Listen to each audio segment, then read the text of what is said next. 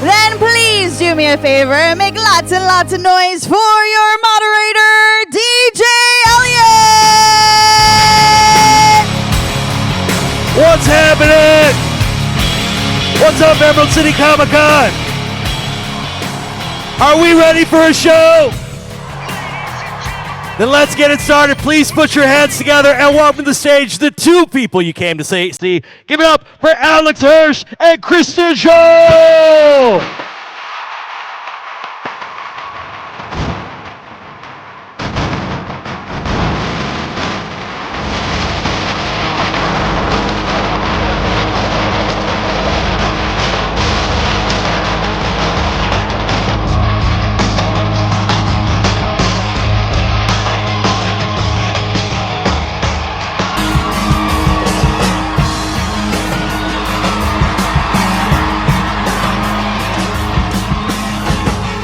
Hey, do us a favor. Turn the lights up a little bit so they can see how many people are in here.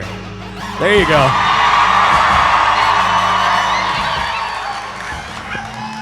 No pressure. Hey, everybody. They told us, they're like, there's going to be a little Q&A afterwards. It's going to be a small, intimate gathering. And then we walk out the back and we hear all of you screaming, "How's it going, everybody?" So we had about 67 cosplayers up on stage, all dressed as characters from your little show you did. In fact, there's some folks over there that want to talk to you about joining a cult. I've heard the bad news about Cyphertology. Those are in the restrooms here. Oh my God. What have I done? Well, look, you activated the Pacific Northwest. That's what you've done. You're so activated. So, man, you made it. What have you all been up to? I'm going to take a nap up here. Kristen's going to answer the questions. Peace out, everybody. Oh, we've been signing stuff. We're very sorry about the line. We're sorry about the line, everybody. About the line. Yeah, we've been signing stuff, Yeah. meeting all sorts of amazing fans, getting gifts, and I've been taking way too long and shaking everyone's hands. They've been like, move the line along. So Yeah, if you've been this waiting is a long time, blame me. Don't blame the wonderful No, it's people my at the fault convention. too. I guess we're supposed to just not make eye contact and just move our hand real quick. Sorry. We're figuring it out. We're new to Seattle. You have your own rules here. No, that's everywhere. So, Alex, you went to Cal Arts. You came up with this fun little show. How does that come to be? This is hard. How does it come to be? First, I'm sorry. I just want to get a look at. Is there a way? We can't turn those off because then we'll be invisible, right? Yeah. I just want to see everybody. Damn a lamb. Okay. Yeah. Wow. Oh my goodness. I see so many Grunkle Fez. Yeah. So I'm gonna just before I normally when I speak, I ask who in the crowd has seen Gravity Fall. I think it's fair guess that everybody here is mostly. Kristen's never seen the whole show. You see how she didn't cheer? She hears it's great. Okay, yes. Ask the question again. How did Gravity Falls where did it all come from? Yeah, I have a twin sister, as some of you may know, and when we were kids, my mom didn't want to deal with us because twins are allowed in a house that's small. So she shipped us up to the summer to spend the summer with our great aunt Lois, Granty Lois. And when we were like 7, 8, and we were in a cabin in the woods, and it was really boring out there. There were no adventures, there was no magic, and our great aunt Lois gave us journals, and she said, well, just write something down to fill your days. And I kept all those journals, and I looked through them. When Disney reached out to me after I graduated school, they said, do you have any ideas for TV shows? I looked through my old childhood journals and was like, this but gnomes. And that's where it came from. Oh my God! So like those journals that are just basically your childhood journals that everyone has? I haven't yet sold me and my twin sister's actual childhood journals, but maybe Hot Topic will be selling those soon. Let's say, is there anything in those journals that that source material you haven't tapped yet? I mean, it's mostly just Ariel saying I'm annoying and me saying she's annoying. It's just, I cannot stand my twin over and over again. But I'm sure there's some material in there I can mine. We'll see one day. Say, do you have that mind meld, like you know what she's doing right now? I don't know what she's doing even when we're in the same room. We are total opposites. We're just like Dipper and Mabel. That's fantastic. And then, man, you've had a storied career. You started kind of stand-up, correct? That's correct, Elliot. Thank you. Yes. Oh, no, like, I don't know if you knew this. Her, like, online biography is very, very long. Are you calling her old? No, I'm just saying she's done a old. ton of stuff. Actually, I am, yeah, okay. Yeah, I'm not sure. We're actually the same age. I'm busting your chops. Are you 48? Yeah. Oh, happy birthday. Yeah. Hey, 48. I don't know what the question is, but I did start in stand-up, and I get this question a lot, and there's probably a few of you out there who are interested in going into voiceover work, which is one of the dreamiest careers you can have. I don't even call it a job because it's just so fun, but it's hard to get into. So my pathway into it is that I did a lot of stand-up in my 20s in New York City for like a 10, 14, 15 years before I actually got some acting work that then led to people who were making TV shows. Like Alex saw me on Flight of the Conchords and he was like, oh, that might be a good voice. Yeah, for his show. So anyways, I guess my advice to anyone looking to get into the voiceover world is that you really do have to kind of forge your own path. Make shows with your friends, make stand-up on your own, and just find a community that you love, because you'll be coming up with them, and then hopefully it'll work out. So go get them, or just hire me on your stuff. So, as an actor, what gig is the one that got you your SAG-AFTRA card, your SAG membership? Oh, good. Oh, you know what? I know I got a Taft-Hartley for doing Kate and Leopold. And then I don't remember. There was one other job because I needed to borrow the money to pay the due. And my dad was like, here's for those fat cats. Like, he wrote me a bitter check. I can't remember what it might have been The Education of Max Bickford, starring Richard Dreyfuss. Woo! This crowd loves anecdotes about Taft-Hartley. They know all about SAG-AFTRA rules. Thanks, Elliot. Thanks for letting me spike it all over that. Oh, no, they're always weird stories. Like, like someone will be like, oh, I was in a car commercial or whatever. Now, you were at Cal Arts, and of course, like the birthplace of many Disney greats, including, I guess, now yourself now, huh? Yes.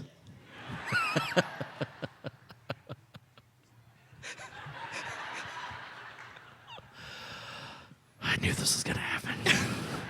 Well, no, is there a question? No, like what were some of the, like, you're around all of those super talented people. Are there any particular classes that you took, or? Sure. Yeah. I mean, I'm gonna get kind of real here, folks. It's a little weird for me to talk. Not here. Are we allowed to swear? No. I'm hearing some competing answers. So when I'm a millennial. I grew up in the 80s and 90s, and I went to college in the 2000s. And at that time, really the only way that you could be noticed by studios, because there wasn't even Instagram wasn't even a thing yet, is you had to go to 4 years of art college, you had to go into extensive debt, you had to be at that place, you had to have the professionals come see your portfolio, you had to pray to Moloch the owl god, and maybe you get a job in the industry. And so I had a wonderful time at Cal Arts, but when folks ask me like, oh, is art school the only way? It used to be the only way. But now, because we've got the internet, because we've got Instagram, because we've got portfolio sites and Tumblr and Twitter and stuff, like, I had an amazing time at Cal Arts. I met Penn Ward, creator of Adventure Time, Pat McHale, creator of Over the Garden Wall, J.G. Quintel, creator of Regular Show.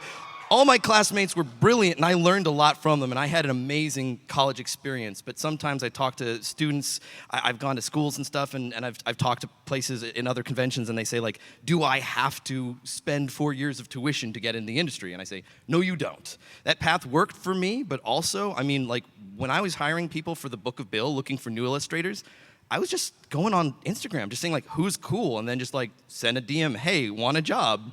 I'm not saying, like, show me exactly how much you gave, how much financial aid you got from, you know, so, like, I had a great time, but I never want to be up here making it sound like that's the only way, because there's a million different paths into it. Is there any other path in the internet? Because I'm ready to throw Instagram in the garbage. There is not, Kristen. You're trapped. It's gross. It is so addictive, and it sucks my life away and keeps me from being creative. Thank you. Yeah, you know what? She's right. I wish I knew another way, but if you ever we want to could create a site where you could put up your good, like, animated artwork and just, like, whatever good artwork you have, like a different site. Yeah, but if it wasn't addicting, would you and me ever be on it? Yeah. Yeah. No, because I would seek it Go out because to it it wasn't specifically. addictive. All right, anybody in there who's a programmer, make an amazing new site that's really easy to navigate for showrunners and is like has no algorithm. Someone in here, save us. Yeah. We're in the right city for that. So Yeah, all right. So how does voice acting start from you in making the transition from, you know, stand up to voice acting? I just answered that, Elliot. No, you didn't tell me what was the first gig? Oh, sorry. Sorry. The first, I like your jacket. The first gig of voiceover? Yeah, for you, what was your first? It was Toy Story. No, it wasn't. It was, oh shoot, it's called Freak. I think it might have been called Freak Show. It was actually H. John Benjamin and David Cross's show. I don't remember what it was on Comedy Central, and I played different roles on that, and that was exciting. Now the way voice acting is done now, as far as recording, has changed. How has that transition been for you? Like I would assume you're not going to a studio anymore. No, that's not true. I go to a studio and I record Bob's Burgers with everybody in the room. Yeah, and actually for our show, I went and I recorded with you. I usually go to the studio and record with the director. Every time I had a bad day on Gravity Falls, when I told me that I was going to get to record Kristen, like, her voice increases your dopamine and serotonin chemically. Like, just any sound out of Kristen's mouth, like, makes me so much happier. Like, I was in the signing line, and I was, like, just hearing, like, like, in the distance. And I was like, oh, my twin sister, my cartoon twin, thank you for being here. Very few people can do what she does with her voice. It's like ageless, timeless, joyous, my favorite thing. Anyway, sorry. I just had to mention how much I freaking appreciate her. Oh, thanks, Alex. Yay. Well, you did a couple voices for the show as well. Yeah. Yes, nepotism. I hired myself because I knew the boss. So how's that, like, actually reading what you've written and you've created? Is it a little... I mean, look, at the end of the day, that's all they really want. Who said that? Security, escort them out! I'm so sorry, I'm security, I gotta escort you out. I'm sorry, dude. I love your outfit. Yeah, I mean, so part of having a twin sister is it's your job to be annoying her all the time. So growing up, I was always doing imitations of what I heard on the TV, like just to entertain myself.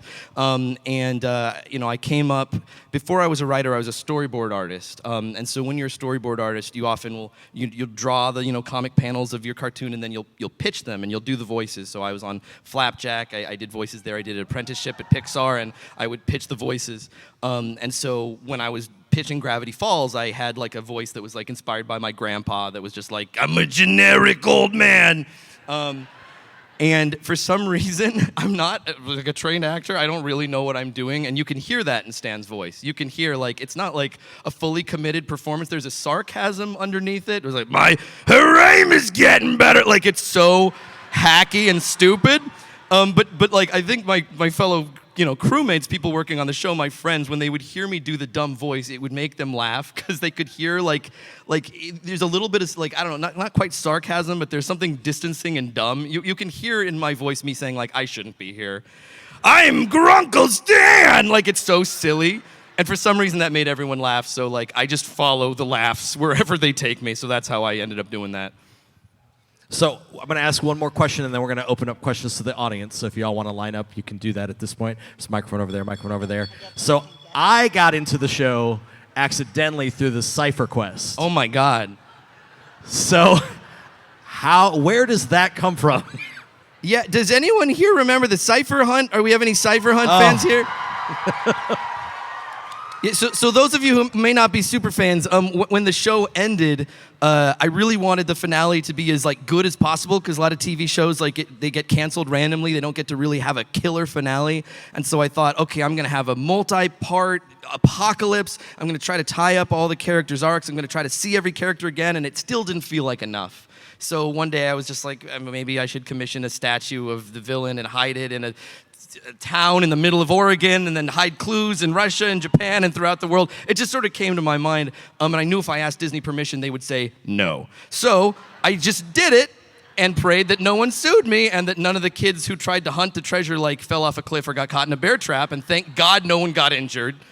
But yeah, for any of you who haven't heard about it, there's somebody on YouTube made this amazing documentary. Just search Cipher Hunt. Key and Carlisle did an amazing job, and it'll take you through all the secrets of the whole thing. So, it was quite a life-changing experience. I have friends around the world forever because of that. I've never had more fun than that. If there's any billionaires in the room who want to pay me to just make treasure hunts for my life, I'll do it.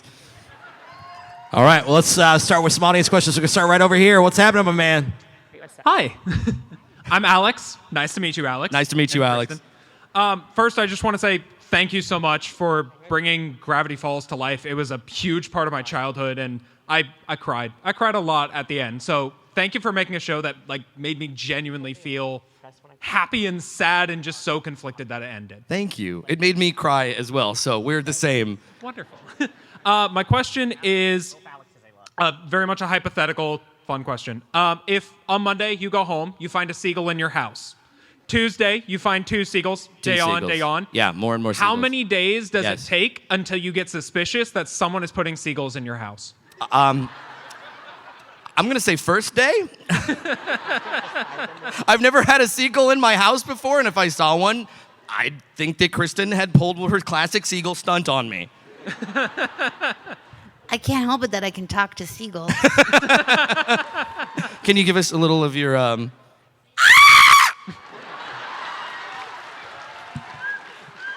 I'm giving you a job at the Mystery Shack, kid. Yes. Meet the Gull Girl. Wonderful. Thank you very much. Thank you for your question. So I would love to see a spin-off on the Time Police. I think it was such a great idea, great world that has yet to be explored post-Gravity Falls. Because you see, I love your so much. It was one of the best books I've gotten over the past year. You spared no expense, no detail. And I noticed a little part of a page that says Blandon's alive in the 1800s still. So if there's a way you could find him and bring him back, you could make him a main character of a spin-off. How they're having to rebuild post-Time Baby. This is a great pitch. I love your passion. Who's the villain? What are we thinking? Some usurper, someone who thinks they have an idea. It's kind of like Miguel from Across the Spider-Verse. Right. They have a specifically strict and well-intentioned but kind of anti-heroic idea of how time is supposed to work according to destiny. And Blendon, because of his encounter with Dipper and Mabel, has learned to be a bit more flexible and less rigid in that regard. What is your name? Jacob. That's Jacob. This is the writer of the future Time Police series. Thank you. It sounds like an amazing pitch. I want to hear more about it. What is the title? The title is Time Wars. Time Wars. You heard it here first, ladies and gentlemen. Yeah. Absolutely. Hey, look, I'm listening. I'm thinking about it. We'll see what happens. Yeah, we'll call you back. I want a bigger twist on the villain, though, because I feel like we've seen that. We could. She wants to be the villain. Girlfriend who has a personal thing, and it's not just her vision of what time is supposed to be. Oh, it's better at Blendon's boyfriend, his ex-boyfriend. Why not? Queer representation. What if it's Mabel? That's what adult Mabel, maybe. Yeah. I don't know. That's a sell, but. But it's like someone, pretty the good. best kind of villain is one that's, doing the right thing for them. And I feel like Mabel would want time to be. Waddles! What's that? Give them what Make they Waddles want. the villain, yes! Waddles is the villain. Somehow, Waddles has returned. Yes. Sympathetic Waddles villain, though. That's such a cute freaking pig. Get Neil deGrasse Tyson on the line.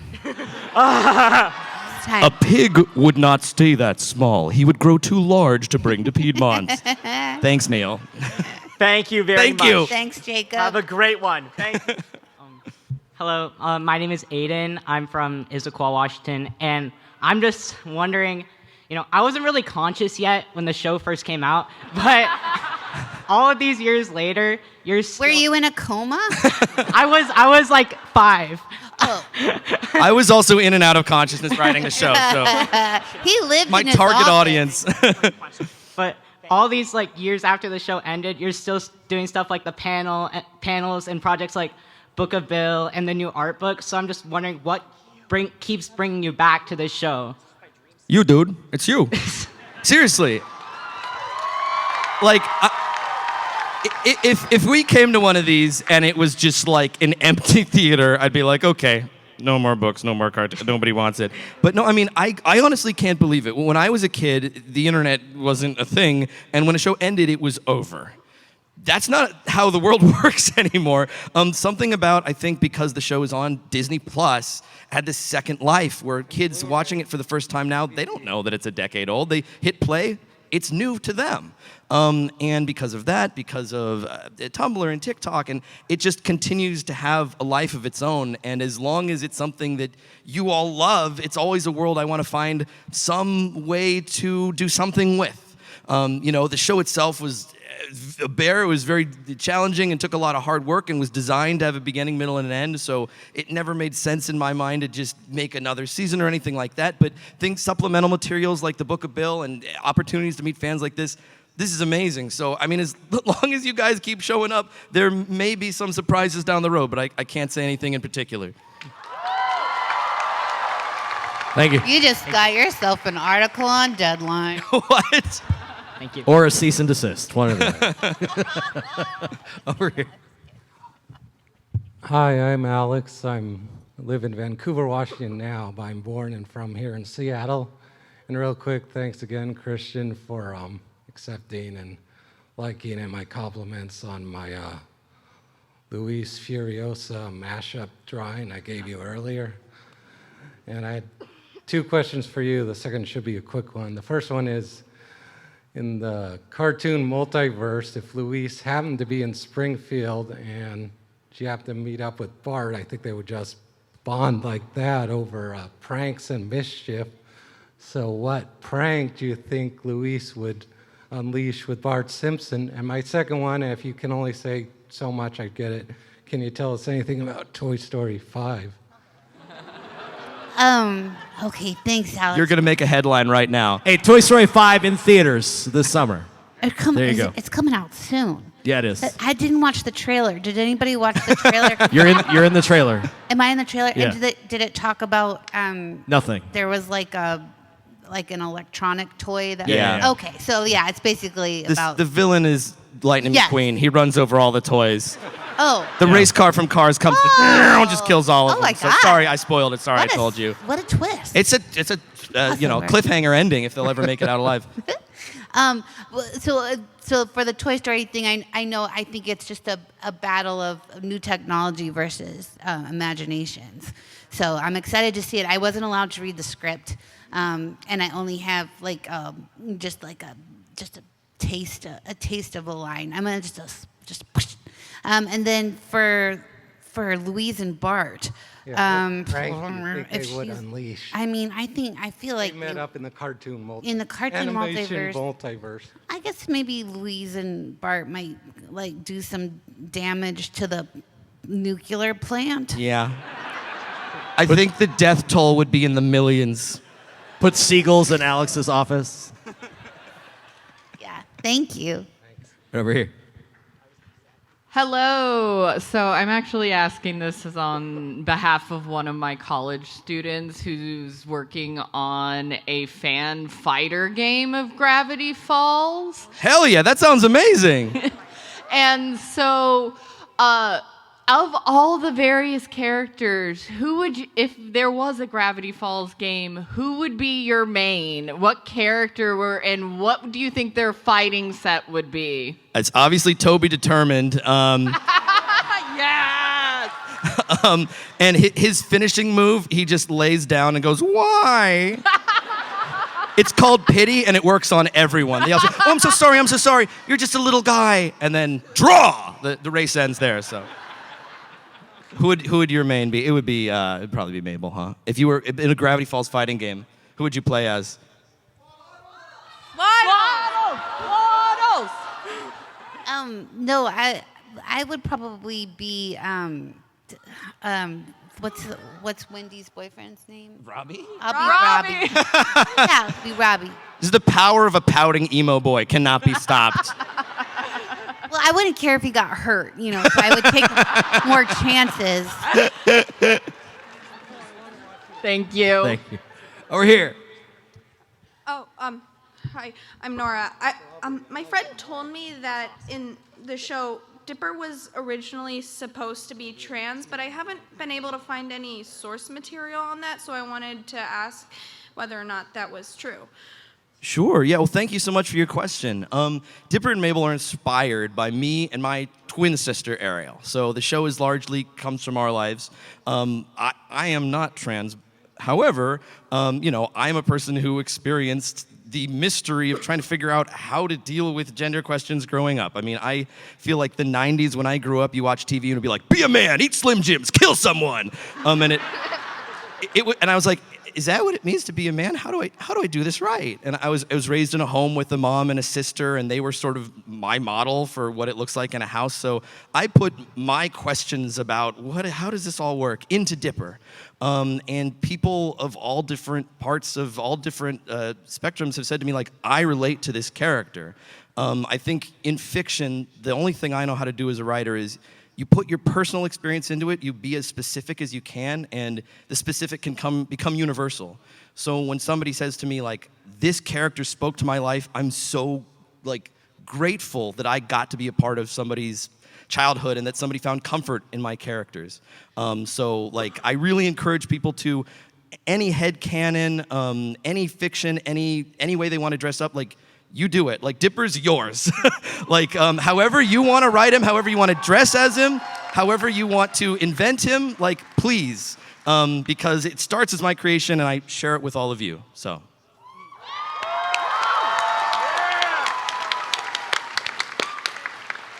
I have a child behind me, so if you want to shorten it. My name is Liam, and I'm from Lacey, Washington, and I was wondering if there was going to be a season 3, because at the end of the show, Bill said something backwards, but it translated into some kind of spell that would make him come back. Great question. Thank you for your question, by the way. Every time I go onto the internet and I look at any of my social medias, it's just season 3, ? Over and over and over again. I'm grateful that all these years people are still asking. It means that something we created resonated with all y'all. I did not design this show to go on forever. I designed it to have a beginning, middle, and an end. So there are no plans for a season 3, as it were. But I love these characters, and I'm always returning to them in some way. So that's all I can say for now. Thank you. Hi, I'm Lemon. I'm from Olympia, Washington. I'm a creative myself, and I was wondering how you stayed so motivated to be able to complete your story, because I abandoned so many projects of mine, and I wanted to know how you guys did it. Fear, mostly. I mean, for me as an artist, I find that the two sort of forces in your mind are fear and inspiration, right? And if you have too much fear, it's anxiety and you never do anything. And if you have no fear, you might make something completely unhinged that no one understands. So I always try to take the, listen, put people around me that like care and that make sure there's a deadline. Honestly, it's like after season 1, there was a part of me that was like, I think I could sleep until I'm dead now because it was so much work. And again, I mean, like going online and seeing how much fans loved it, seeing how much people cared about it, like seeing that it resonated with people, I was like, okay, that's making the fear go away. Like that's filling me with inspiration. Like the fans saw in this show something better than I even thought we could make, and they rose the bar, and it was like, we got to get it done. We got to make it right for them. And so we gave everything 110% to try to make something that was worth all of your time. So again, like, thank you all for caring and writing and creating, because like that's the thing that pushes me through when it becomes impossible. I'm gonna pipe in. I haven't made like a huge show like Alex, but I've written a play recently, and I had to do it. Thank you. It's really little. Alex saw it. It's so funny. Thanks, Alex. But it was something I had to do because I don't know about you, but I would have an idea, get really excited, start to work on it, and then the critic, the voice inside my head would immediately tell me it wasn't good anymore. Every time. And I'd have so many abandoned ideas over the years just littered in my brain. And I finally realized that I had to just really kill that voice in my head and finish it, or because I was killing my creative self inside. So it's such a struggle to be an artist and to be so vulnerable. And I guess it's brave, and just kill the voice inside, the critic in your head that says it's shit while you're making it. Finish it. Finish it. Just finish it. Yeah. What are your tips and tricks to kill that voice inside? Well, I guess I just the play is kind of about a character that hides away a centaur, which is the idea, and then the mom dies, and the centaur can go on and do Swan Lake. So I wrote about that, but it's weird. It's a weird show, but it was important to do it. I think it's just like. I think it's just hard to not want to make something that's perfect from the get-go. And if it's not going to be perfect, there's a feeling of like, why do it? But every idea is going to lead to the next one if you allow it to be complete, even if it's imperfect. But yeah. I don't know if I answered your question. It's all very nebulous. Art. Let's get to this guy. Hi, my name is Jackson, and I'm from Pacific, Washington, and I really love your show, and I especially love the books.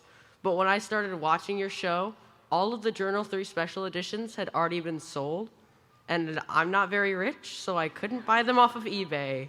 So do you ever have plans on giving a return to the Journal 3 special edition or a Journal 2 or 1? Thank you for your question.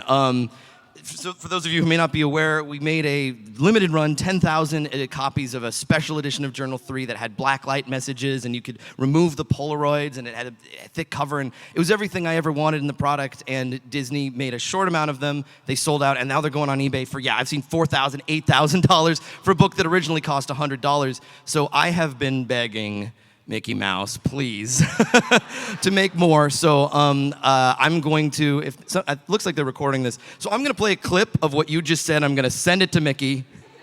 Yeah!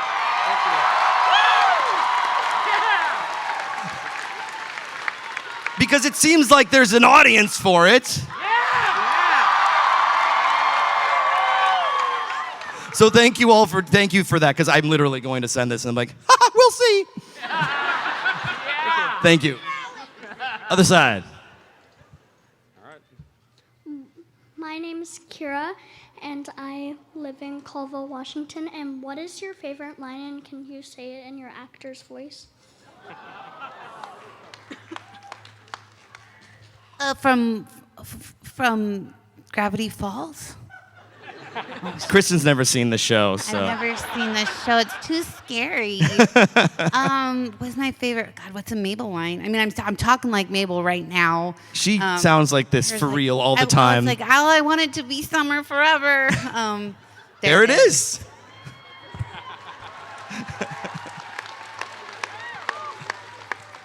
Favorite line.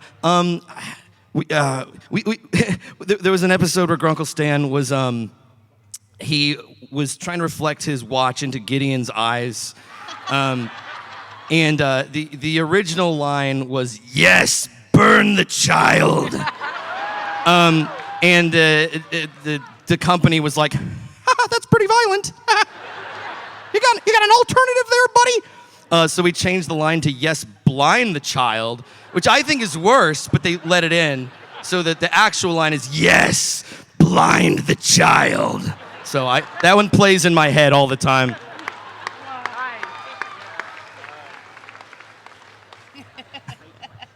Hello. My name is Abel, and I live in Kent, Washington. And I was wondering what your least favorite line is that you said, and your least favorite line in the entire show. Least favorite line? That's incredible. What a question. Well, I mean, for me, least favorite line would be like the line that was like physically uncomfortable to say or like hurt my throat, right? You know what I mean? So it probably would be Bill Cipher's most famous line because I had to scream it. But that's so basic. I'm trying to think of a better answer. I mean, that was going to be my answer because when... Okay, yeah, Sam. They want you to Okay, scream. I'll start it and you guys finish it, okay? Reality's illusion. The universe is a hologram. Yeah, there we go. Thank you for helping me out with that. Well, let's just end it. Next question. Hi. My name is Liana. I am from Port Angeles, Washington, and I am autistic, so I use this AAC device to speak. I remember you saying a while ago that nobody has figured out the hardest code in the Book of Bill. Some time has passed since then, so has anyone found or gotten close to decoding the last code? Great question. Give it up for that question, everybody. So, the Book of Bill has so many codes in it, and when it first came out, I was like online, like glued to it, like, did they find this? Did they find this? Yes, okay, this one, they found this one. Oh, they haven't found that one yet. Okay, this one. And the last time I checked was a while ago. Gosh, it was, I think, last October. So the last time I checked, there were some that nobody had found yet, but I would have to check again. I'd have to go through multiple Wikipedias and Twitter threads for me to know for sure. So maybe? I'm not sure. So there may be a secret yet, but if it hasn't been, I need to do some homework and I'll get back to you on that one.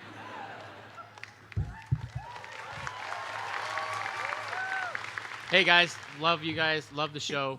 I'm here, my name is Wes Anderson. Not the director, plumber. You look different in person. Yeah, right? I'm here for selfish reasons. I was in the line for almost 4 hours and I missed an autograph. Can you autograph this? For my son, it's his 14th birthday. What are the rules about this stuff? Yeah, we can't let you do that. I'm sorry. I don't think they'll allow us to do that. They're not but we allowed will be to. back in the line to sign everybody's. Do you have a question you want to ask while you're here? That was it. Well, I'm sorry. Well, hopefully we can get to your Do thing you have a later. marker? You're going. We were told you weren't going back to sign. We today. are, aren't we? We No, are. they are. Today. Yeah. Okay. We'll be Yeah, there. in fact, I'll see you there. See you there.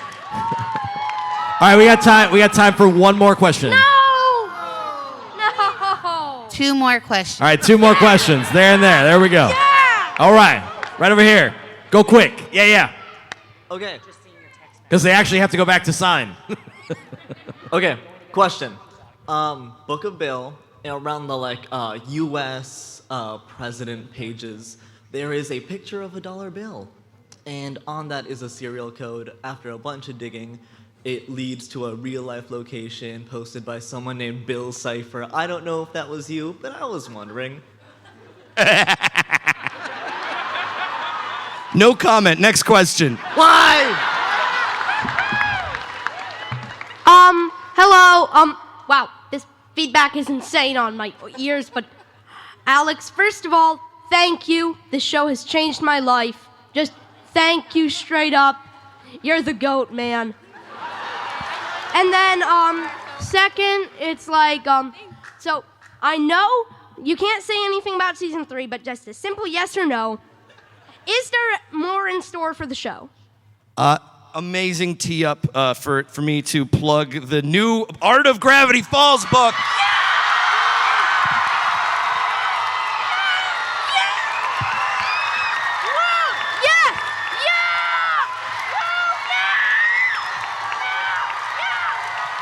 So we have been trying for a decade. You can see, oh, look at the, oh my goodness. Ooh. This is real. Don't, no, keep it secret.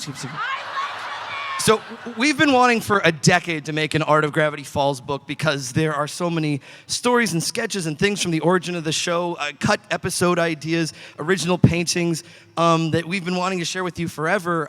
And, you know, television shows back in the day, normally they didn't get art of books, but after literally 10 years of all of you people commenting online, Art of Gravity Falls when, Art of Gravity Falls when, Art of Gravity Falls when, it finally happened. So it's going to be in stores this fall, and I hope you all enjoy it. And other than that, I'm not allowed to say anything. But I think it says we've got a minute and 54 seconds. Well, we want to do something. We want to do something special for you two. Okay. We haven't done this all weekend, so what I want to do is so we can bring the lights up in the house. I want to give you a chance for the two of you to get a picture with all of them that you can share with those people. So I want you to give me your phone. And then you guys are going to stand up. Everybody stand up. Okay. So yeah, and then I will go back here.